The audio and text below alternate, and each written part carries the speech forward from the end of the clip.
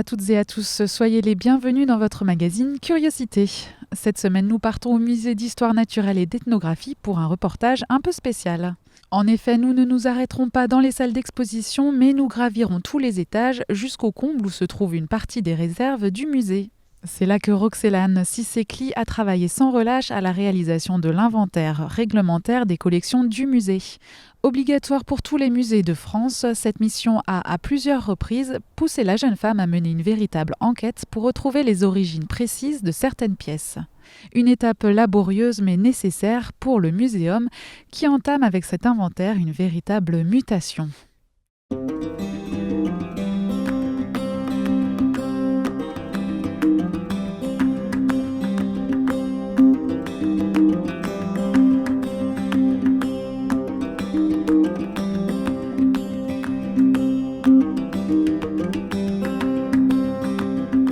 Nous sommes au musée d'histoire naturelle et d'ethnographie de Colmar, plus particulièrement dans les réserves et ici même la réserve d'ornithologie.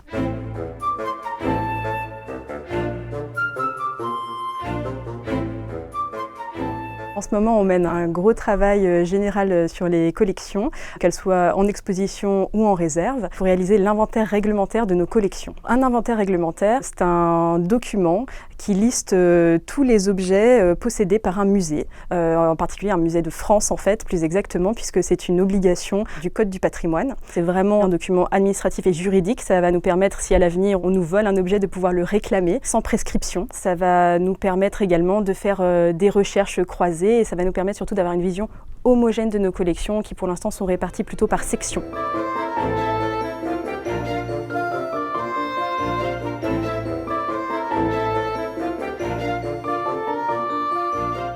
C'est une mission qui nous a été expressément demandée par la DRAC également et elle conditionne la réalisation de notre projet scientifique et culturel.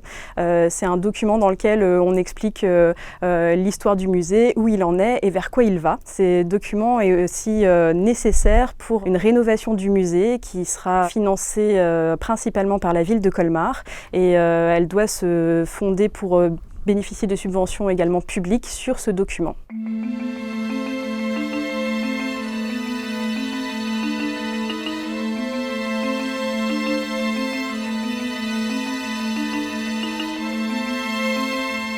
Je suis arrivée mi-octobre 2016 et en fait j'ai commencé par un travail dans les archives, par un travail de compilation de tout ce que je pouvais trouver comme documents relatifs aux collections et ensuite par un travail de classement par section puisque le musée d'histoire naturelle et d'ethnographie compte 11 sections, également par type de documents, à savoir des lettres de dons, des factures ou des choses comme ça. Donc j'ai pas travaillé en fait concrètement sur les collections pour l'inventaire jusqu'à début janvier 2017.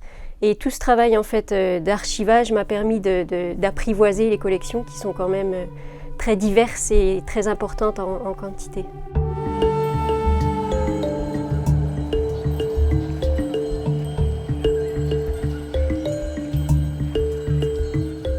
Une particularité des musées d'histoire naturelle, c'est d'avoir beaucoup de collections dites indénombrables. On a des boîtes entières remplies d'insectes.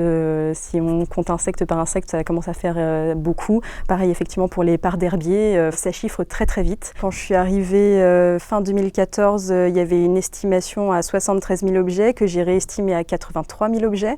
Et Roxelane en est à 123 000 objets estimés. C'est vraiment spécifique au musée d'histoire naturelle qui, donc, face à ces questions d'inventaire et de récollement, c'est aussi une autre obligation musée de France, doivent adopter des méthodologies plus adaptées à des gestions de masse.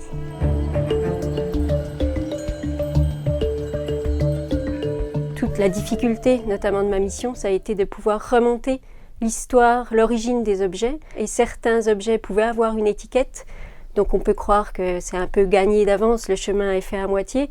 Mais en fait, en comparant avec les registres, ces étiquettes, parfois, ont été remises à tort sur un 10 spécimens, mais à travers ce travail qui est quand même passionnant et notamment pour l'ethnographie, j'ai pu retrouver des registres de dons ou des lettres de donateurs au sein des murs du musée et parfois également aux archives municipales, départementales, retrouver des histoires un peu farfelues qui nous replongent un peu dans l'histoire coloniale et toutes ses problématiques et ses complexités. Dans certains registres, on a vraiment toute l'histoire qui a conduit à ce que l'objet ait intégré les collections du musée et de la manière de laquelle il a été parfois même vu sur la personne, et ensuite la manière avec laquelle il a été, entre guillemets, substitué à la personne propriétaire, et jusqu'à son intégration dans les collections du Musée d'histoire naturelle et d'ethnographie.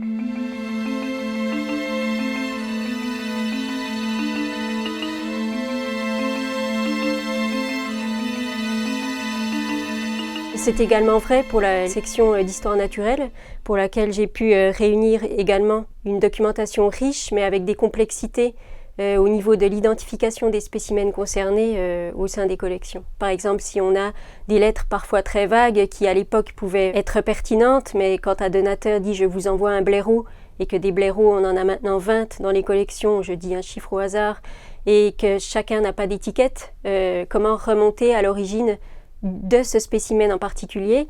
Et là, c'est tout un travail d'enquête, il n'y a pas d'autre mot, ou parfois une petite inscription sur le socle, ou un détail dans le courrier qui donne parfois des dimensions. Je pense notamment à un caïman. Le responsable de la section n'est pas encore sûr que ce soit un caïman, puisque dans la lettre, il y a écrit crocodile ou caïman. Mais le donateur avait accompagné son courrier de don d'un dessin avec des mesures précises, celles de la longueur de la tête et de la longueur totale du spécimen, qui a permis de pouvoir remonter et d'identifier le spécimen précis.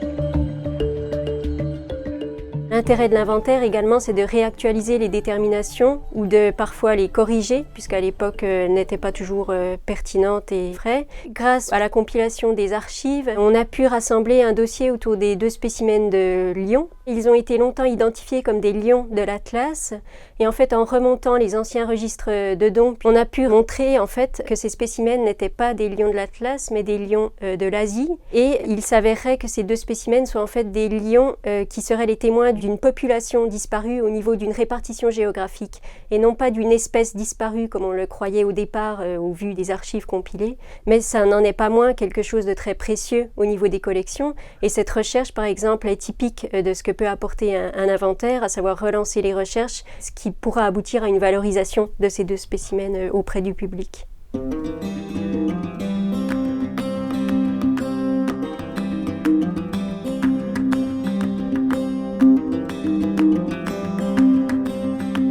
On a déjà fait quelques découvertes ou redécouvertes et on aura envie de les partager avec le public. Donc il y aura des choses qui vont changer peut-être déjà ponctuellement dans le parcours. Et ensuite, on a ce projet de rénovation et donc effectivement, le parcours des collections sera concerné. C'est l'objectif de mieux maîtriser ce qu'on possède pour pouvoir mieux le donner à voir et à connaître.